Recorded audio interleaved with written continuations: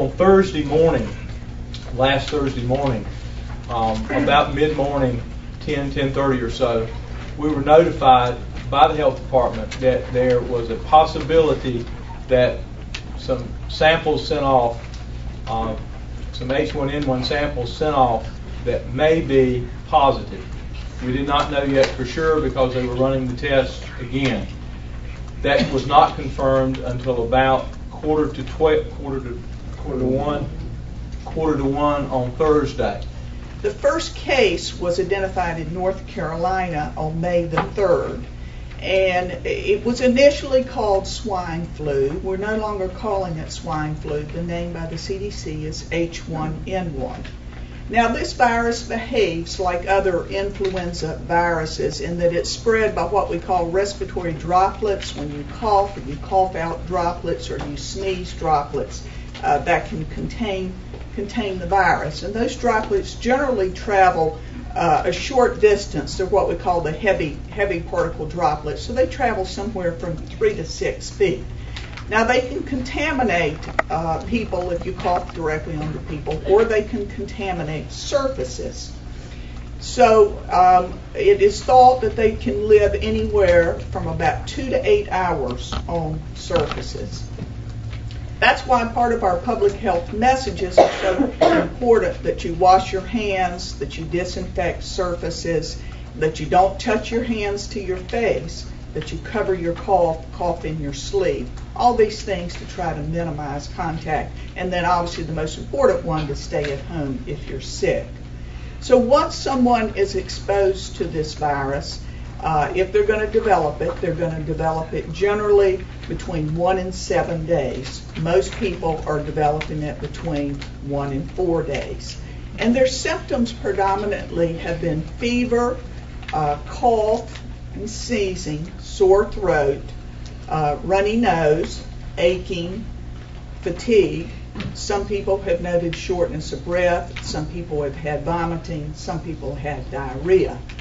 Our largest collection of cases have been in the New York City outbreak, and in New York City, 95% of the patients there had fever and either cough or sore throat. So there are some groups that tend to be at higher risk that we worry about for seasonal flu, and it's the very same risk groups as for this novel H1N1 influenza virus. And those groups that we pay special attention to, because they're called our high-risk groups, are those at the extremes of age, and that is the children less than 5 years old and persons greater than 65 years old. The World Health Organization on their website today mentioned that there are more than 17,000 cases worldwide. That compares with 13,000 cases last week when I called the press conference. The Centers for Disease Control now report 10,053 cases in the United States. Last week during the press conference, there were 8,000 cases. In North Carolina, there are currently 22 cases in 10 counties. Last week, including our cases, there were 18. So there's been a lot of movement even since last Thursday. To see if these 4 children had contact with anyone in Craven, Carteret, or Onslow counties, because those had confirmed cases also. Sure. So that was one of the callbacks to these families, was did they travel to those counties? Did they have visitors from those counties? And the answer was no in all cases. So we don't know exactly how it arrived in our county. We also had found out that these 4, none of which had left Wilmington in the 7 days before they got sick. Now, so therefore, we have to believe that they caught it from somebody locally who may have been traveling. And, you know, we're a very fluid society. I mean, we come and go from all kinds of states. And so it may take us a long time, or we may never figure it out how it got from Hanover County. But it was inevitable. I'm a parent of a Gregory student, and my question is for the faculty here at Gregory: what is being done to clean the classes, if anything? Both schools, Gregory and Snipes, were both cleaned. We augmented the custodial staffs at both of the schools, and they have been cleaned in accordance with the protocols and procedures put out by the CDC and the health department. So What are those they used antibacterial cleaners, which we normally use anyway. We have one already that we use every day that is one of the ones recommended by EPA and everyone for elimination of germs. And so they followed those procedures. They cleaned everything. They actually did it twice. So they cleaned everything, washed it down, and then they applied the antibacterial cleaner on the surfaces, let it sit for a while, then they cleaned them again. So they've gone through that so forth. everywhere. Yes, everywhere. They cleaned everywhere. Everything. I have one other question.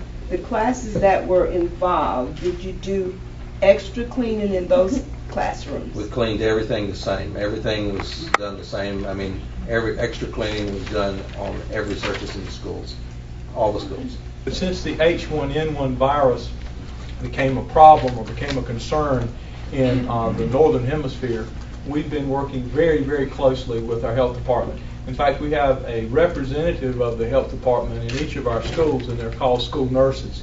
Our school nurses are employees of the health department, and we contract with the New Hanover County Health Department to provide these nurses in our schools. The interesting thing about this is it's not a requirement of the North Carolina Department of Public Instruction or the legislature to have school nurses.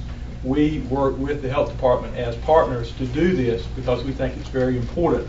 And here's an opportunity to show you why it's important. Our school nurses are also monitoring that these children don't come back to school for 7 days. So that's their major role, is to feed us information at the health department, to call Vivian or their supervisor and let us know when they have a lot of sick children with the same symptoms, or if there are any issues or concerns that we need to know about. We're in direct contact with them regularly, but they are getting all the same information that we get, in our building, because they're part of our system, and they will be monitoring at all times and trying to do the best job they can of getting sick children to go home. We encourage you to send them to school, but you're the parent, and in this particular situation, we're not going to try to be dictators to you and tell you what you must do. We're going to be very lenient with these two schools, but at the same time understanding that this is an important time for children, and we'd like for them to be in school. Like to be here. Right. But to answer your question, will the children be penalized in any way for not being in school with these two schools? The answer is no, ma'am.